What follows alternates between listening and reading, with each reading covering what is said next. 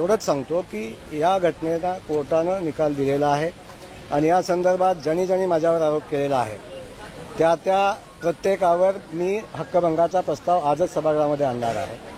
संबंधितांच्यावर मी माझ्या बदनामीच्या संदर्भात केलेलं काम आहे त्या संदर्भात मी माझा बदनामीचा खटलाही दाखल करणार आहे, अब्रू नुकसान भरपाईचाही खटला दाखल करणार आहे आणि त्याच्यावर जी कारवाई मला अपेक्षित आहे करणं अपेक्षित आहे ते मी करणार आहे। महिला निर्दोष केल्यानंतर सुद्धा तुम्ही आता शिक्षा ऐकूनंतर त्या महिलेला त्रास सध्या देतात, असा थेट आरोप संजय राऊत यांनी केला। माझं म्हणणं हेच आहे की जयकुमार गोरेंनी त्रास दिला किंवा नाही दिला या संदर्भात पोलिसांनी चौकशी करावी। या संदर्भात जयकुमार गोरेनं काय केलं या संदर्भात चौकशी करावी। चौकशी करून जो कोण दोषी आहे, मी असेल तर माझ्यावर आणि कोण असेल तर त्याच्यावर, आणि जे काही खोटे कुभांड रचतायत, जे खोटे या भानगडी करतायत त्यांच्यावर जे करतायत त्यांच्यावर कारवाई करणं अपेक्षित आहे, कारवाई करावी। मी तेच सांगतो की कोर्टानं निर्दोष मुक्तता केलेली आहे, मी कुठलेही फोटो पाठवले नाहीत आणि कोर्टापेक्षा मला वाटतं तुम्ही पण फार मोठे नाही आहे असं माझं म्हणणं आहे। त्यामुळे माझं म्हणणं एवढंच आहे,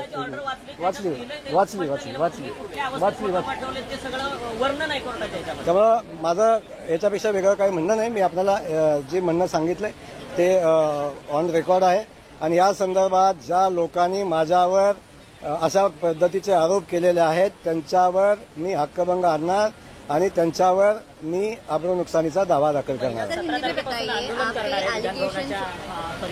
मला या संदर्भात माहिती नाही, मला तुमच्याकडून माहिती मिळालेली आहे। माझं तर म्हणणं आहे की असं काय घडलं असेल तर जो कोणी घडला असेल त्याच्यावर कारवाई केली पाहिजे, ज्यांनी कोणी केलं असेल। प्रश्न असा आहे की कुठेतरी तुम्हाला एकूण नैतिकतेच्या जोरावर पायउतार व्हावं अशा प्रकारचं विधान जे आहे ते विरोधी पक्ष देखील करताना दिसत आहेत, याकडे कशा प्रकारे? मला कळत नाही की जे या देशाची सर्वोच्च व्यवस्था न्यायव्यवस्था आहे आणि न्यायव्यवस्थेने जेव्हा मला निर्दोष मुक्त केलेलं आहे तेव्हा बाकी कुठल्या गोष्टीला किती महत्त्व राहतं आणि विरोधक काय म्हणतात मला वाटतं याला गांभीर्याने घ्यायचं काही कारण नाही। कारण तुम्ही कोण विरोधक आहेत, त्यांनी वस्तुस्थिती माहिती घेतली का, परिस्थिती बघितली का, या संदर्भात त्यांच्याशी चर्चा करावी आपण आणि मग त्याचं उत्तर द्यावं। माझं म्हणणं काय आहे की बाकी सगळ्या गोष्टी बाजूला ठेवण्यापेक्षा चर्चा करण्यापेक्षा त्यांनी वस्तुस्थिती माहिती घ्यावी। आणि मी आज सांगतो की आपणाला की ज्यांनी असं काय घडलं असेल, मला माहिती नाही असं काय घडलं असेल तर ज्यांनी कुणी केला असेल त्याच्यावर कारवाई करावी।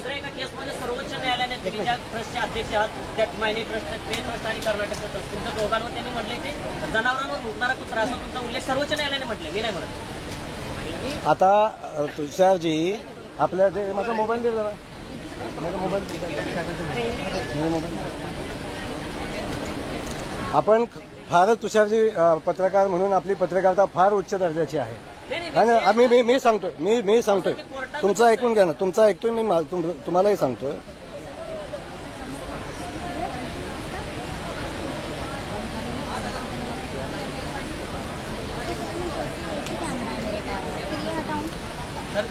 आता हे बातम्या आहेत।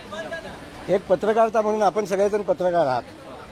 एक पत्रकार माझ्या विरोधात गेल्या 6 महिन्यापासून 7-8 महिन्यापासून 1.5 वर्षापासून एक पत्रकार माझ्यावर सातत्यानं माझ्यावर एकतर्फी बातम्या लावतो। 85वी बातमी आजची, आज जे आपण दोन मिनिट अरे राम ना बाबा, थांबा ना बाबा आला कधी दोन मिनिट गडबड फार झाली तुम्हाला।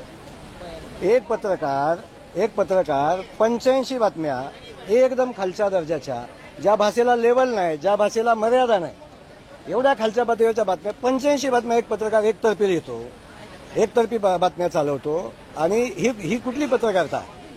या संदर्भात माझ्या आपल्या माध्यमातून मला आपल्यालाही माझी विनंती आहे की एखादी गोष्ट जेव्हा आपण समोर आणता, चर्चा करता, सातत्यानं 85 बातम्या एकतर्फी खालच्या म्हणजे जे संसदीय पत्रकारितेची भाषा नाही अशा पद्धतीच्या भाषेमध्ये आपण ज्या बातम्या देता आणि छापता, मला वाटते अशा पत्रकाराला उत्तर द्यायला मी बांधील नाही।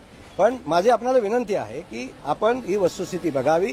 मी या झालेल्या घटनेचा तर निषेध मी करतोच आणि मी विधानभवनामध्ये मी हक्कभंगाचा